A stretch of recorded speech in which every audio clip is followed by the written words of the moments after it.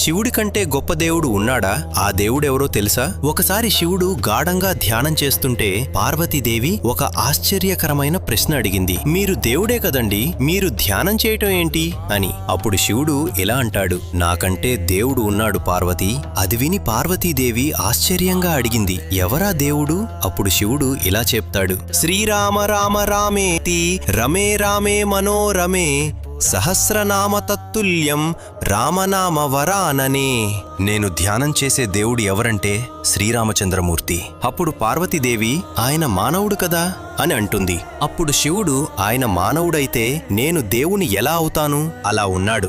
అదే పొద్దున్న 10ంటికి పట్టాభిషేకమని రాత్రి 10ంటికి వనవాసం అంటే రెండిటినీ సమానంగా తీసుకోగలిగినవాడు ఎవరైనా ఉంటారా ఈ సృష్టిలో పార్వతి? శివజ్ఞానం అంటే అదే కదా, శివజ్ఞానం అంటే అదే కదా. అటువంటి మహానుభావుడైన శ్రీరాముడినే నేను ఆరాధిస్తున్నాను.